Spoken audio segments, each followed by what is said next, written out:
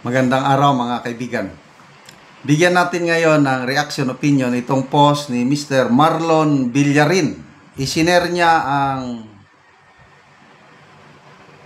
reaction ng isang retired Supreme Court Justice doon sa pahayag ni Senator Erwin Tulfo na sometimes we had to bend the law.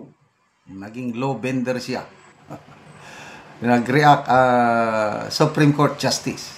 Okay. Sabi ni Marlon Villarin, we can all agree or disagree on many political instances, but there's one stubborn truth we can't ignore. The rule of law must be upheld. Without it, we drift from constitutional moorings into banana republic waters, where the only law is whatever the loudest folks want today. Yan daw, sigaw ng mga nasa EDSA, ibalik ang maninakaw. Nang dahil lang doon, kalimutan mo na yung batas na yan. Bend the law. Yun ang panawagan ng isang lawmaker.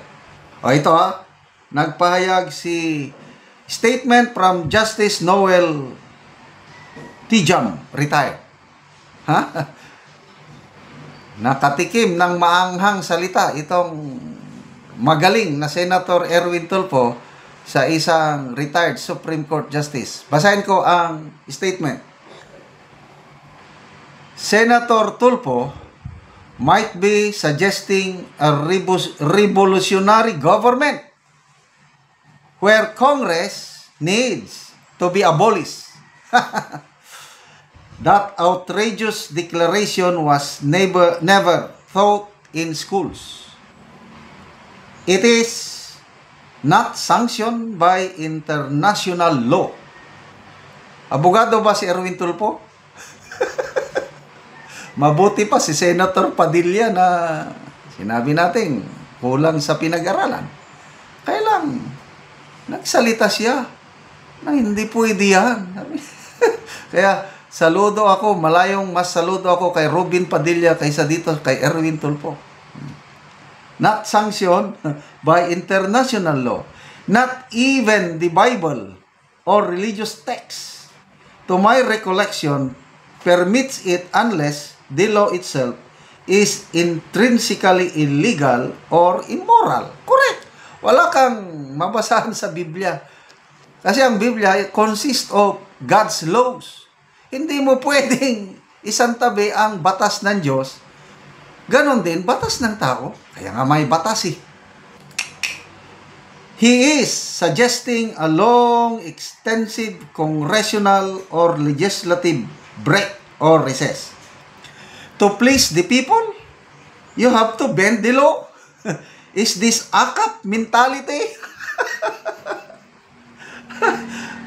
Senator Tulfo, sana mabasa nyo itong statement ni Justice Tiham. AKAP mentality. Senator Tulfo did not read and understand the contents of his oath of office before swearing and signing it. In the Philippines, a senator who violates their oath of office can face penalties including removal from office and disqualification from holding any public office through the impeachment process, which requires a two-thirds vote of all senators after conviction. They can also be subject to criminal prosecution for specific offenses such as perjury, which carries imprisonment, fines, and perpetual disqualification from public office.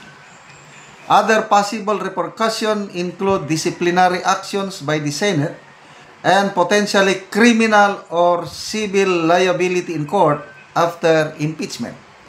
Senator Tulfo, may I respectfully suggest that you apologize and retract the deplorable statement you made for the good of the Senate.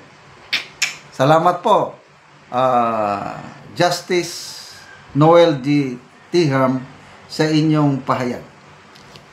Hey, So sana makaabot ito sa magaling na Senator Tulfo.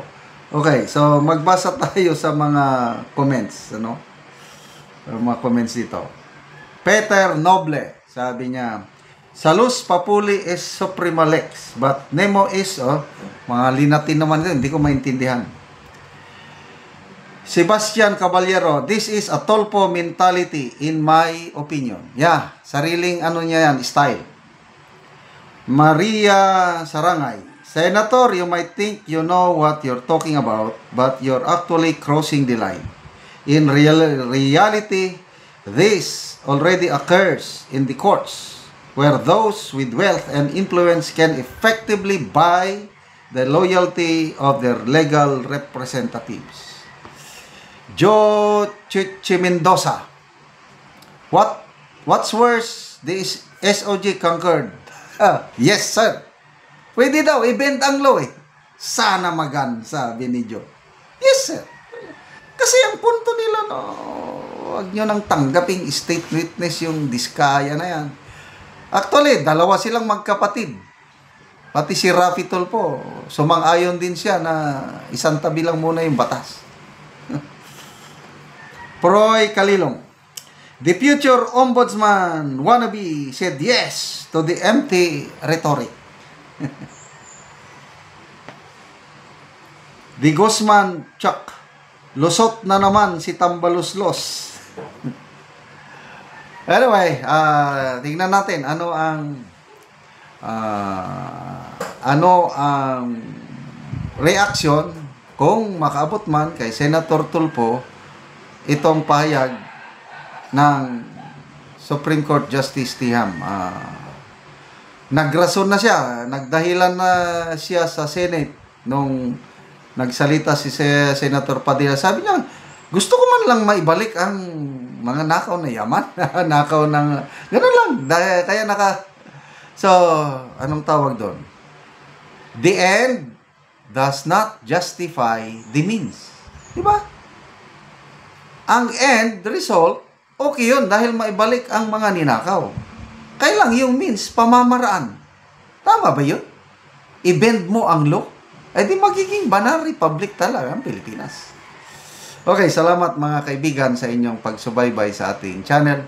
Nakakatulong kayo ng malaki sa tribong Talandig na Bukidnon dahil ang ating sweldo sa channel na ito is pantulong sa tribo. Namimigay tayo ngayon ng mga livelihood assistance sa kanila, nagpapatanim ng saging lakatan at Arabica coffee. Panoorin nyo ang video na ito. Karon na ako diri sa area ni Dato Makalandang kay mag-spray sila kay humanaw og abono. So mao ni ang unang kape ni Dato Makalandang. So mag-spray na gid sila kay humanaw og abono.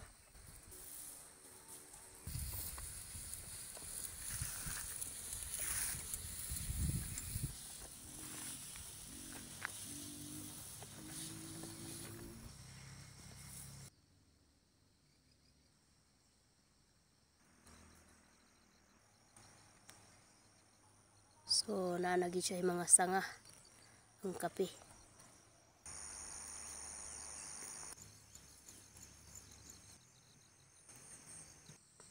So kani nga kape nagduha ni siya kabulan. So inani ang yang kuan nga nanay mga sanga.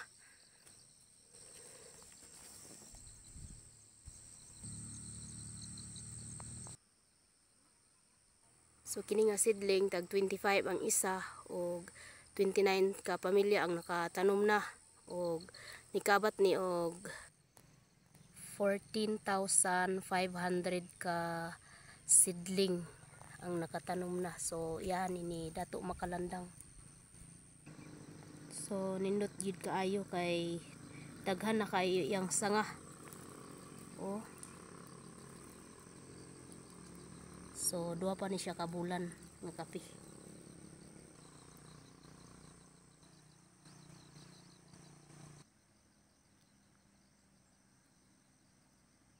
So mugo siya pandaghan kay sanga oh.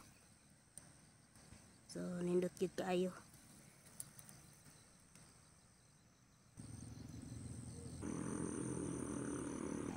So salamat kay sa Ginoo nga nag-atiman mi aning kape kay nindot yun ay kaayo kung mag-atiman tag kape kay natay ka suporta sa mga anak pohon.